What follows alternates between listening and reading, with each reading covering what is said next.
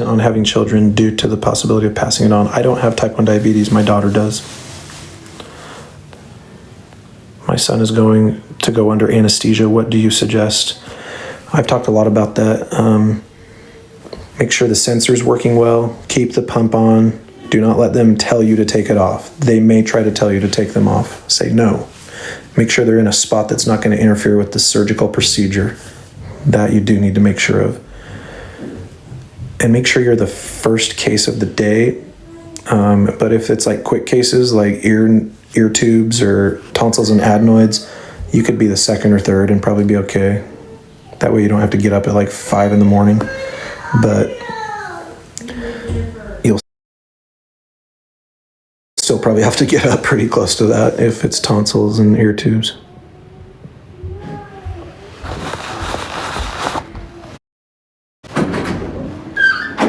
Doing a live. What? Is Claire back? Nope. When's she gonna be back? I don't know. I texted her and said, I guess Charlotte's there, and she didn't answer me, so. Can you text her again, please? Thanks. Make sure the anesthesia provider has D50 available. And ask them, say, do you have the Dextrose 50, the D50 syringe? And make sure they say, yes, I have it. Because ask me how I know, guys. I had a type 1 diabetic start seizing on me right as I was putting them to sleep. And it was only because I had that syringe that I was able to bring them out of it within seconds.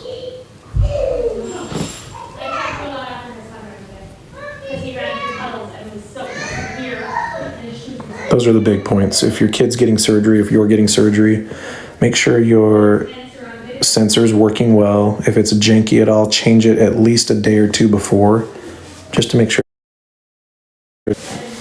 Y'all know how the G7 is just janky as hell a lot of the time. You don't want a sensor like that going into surgery. So make sure you got a good one. My daughter had surgery, and literally as I drove away from the house, her sensor malfunctioned. There was a sensor error right as I started heading to the hospital. And I just said, of course, right?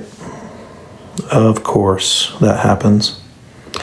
But I brought 2 extra sensors with me. I had a whole bag of supplies, you guys, and as soon as we got there, I hurried and changed it, and we were able to have it up and running for about an hour before she went back. Not ideal, because you want that to soak, for 12 to 24 hours, but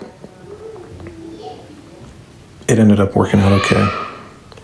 Someone said, I was shouted at by my anesthesiologist because I had so much cortisol, my glucose was going up. What? They shouted at you? That's a pretty terrible anesthesiologist.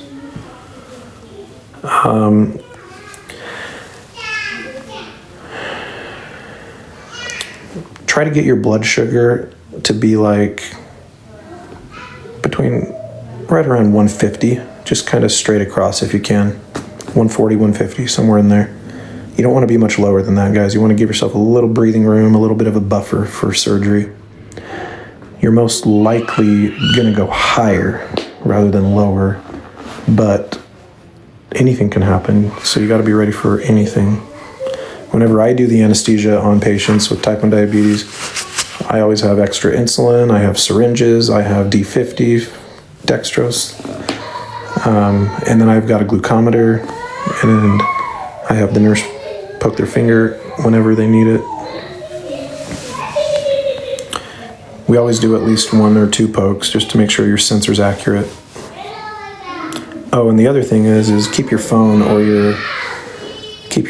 unlock it so it doesn't lock, and then make sure it's charged all the way, and then the anesthesiologist can just prop it against their anesthesia machine, and they can just watch it. They can just see the trend. I handed the phone to the anesthesia, and I said, keep this propped up on your anesthesia machine so you can watch it. And he gave me his cell phone number too. That's not going to happen usually for most people, but since I do anesthesia, he gave me his number, and we were texting each other a little bit during the case. It was really cool. He was like, she just got off to sleep, everything's going well, we got her IV in well, sugar's steady at 140s. And I can't tell you how much that text meant to me. It really lowered my anxiety, guys. And then we were texting each other later in the day too. He was like, "How's Caroline doing?" And I was like, "She's doing great." And I took a selfie with me and Caroline and sent it to him. Caroline woke up really rough from anesthesia. She had some major emergence delirium. It was bad for about an hour. Super bad. Someone said, "How old's your daughter?" She's 6 and she got diagnosed when she was 11 months old. Have you ever heard of a pump leaking insulin and causing a hypo? No, but I have heard of a pump giving a correction dose when it shouldn't on its own, because that happened with us with the Mobi twice. Just be aware of that, guys. Always pay attention to what your pump's doing. The Mobi almost killed our daughter. It gave her 5 units of insulin one night in the middle of the night. It was horrifying. And I literally ripped I ripped Tandem to shreds over it. I was this close to suing them. If my daughter would have suffered any kind of problems at all, I would have, let's just say I wouldn't be working anymore.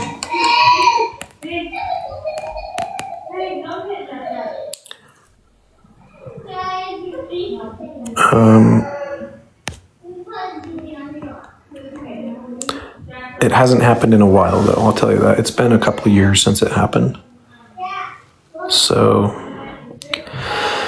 maybe they fixed it. I don't know. What happened was my wife called Tandem to talk to them about it and tell them what had happened. And the employee at Tandem tried to gaslight my wife and tell her that's not possible. Yada yada, just kept on telling her she was wrong and was really speaking disrespectfully to her. And so I called and I got that guy's supervisor on the phone and I just ripped him to shreds. And I made sure that this employee of theirs was reprimanded severely. And I made sure they understood that it actually did happen. I sent them screenshots of the Mobi app when it happened.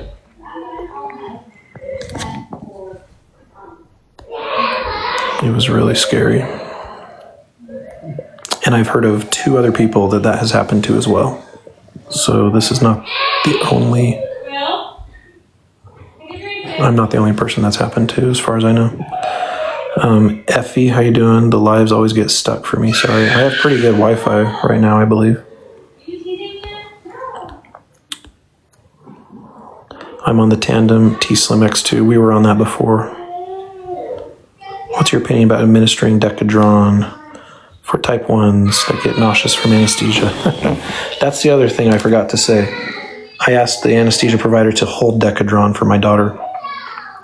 I said, I'll give her a dose of ibuprofen as soon as she wakes up for anti-inflammatory effects. We don't want to be battling a high blood sugar for the next several hours, so hold the Decadron.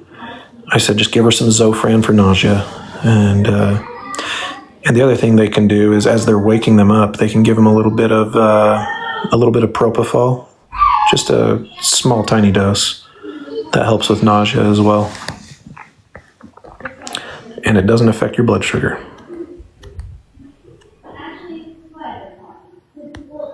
Most young kids do have anesthesia issues. Not to the extent my daughter did. I've done anesthesia on a lot of kids, and yeah, kids wake up crying and screaming. They do. My daughter was on a whole other level. I took a video of it, and I'm not going to post that. I don't put my daughter on this channel, if you guys didn't figure that out.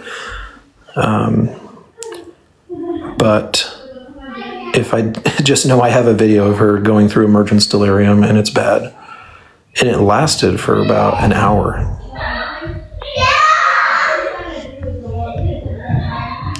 So it was rough. The other thing is with tonsils and adenoids, that's also what makes it more common. It's not just the age of the patient. If you put a child under anesthesia for like 20, 30 minutes and then rip them out of it and wake them up, that's traumatic to the body, you guys. That's traumatic to the brain. It's you're inducing this reversible drug-induced coma on a child within seconds, and you're only leaving them in it for 20, 30 minutes, and then you're immediately pulling them out of it. That is traumatic, and that in and of itself creates emergence delirium. Now that I know she suffers from it, I'm going to make sure that if she ever needs surgery again, I'll have the anesthesia provider give her some propofol. Some propofol bumps at the end. Just keep her nice and sleepy for a while. They gave me Decadron. My sugar spiked to 755, and you went into DKA. Oh my gosh. Hey, so I got 50 people watching. I just want to re-emphasize why I got on here. I put up an interview on my channel. Make sure you watch it. It's with the CEO of Eledon Pharmaceuticals. They have cured 5 people of type 1 diabetes, and by the end of the year, it'll be 9 to 12. Everything's going very well with their trial. I made this interview, and I tried to get other type 1 influencers to push it out, and only one person was willing to help me do that. All the other influencers, Justin, Kate's big on Instagram, I think. I don't know if she has TikTok. She's like the athlete girl.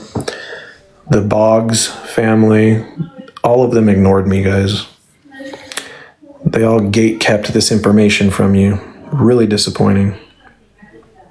So if any of them watch this, just know how disappointed I am in you. Shame on you.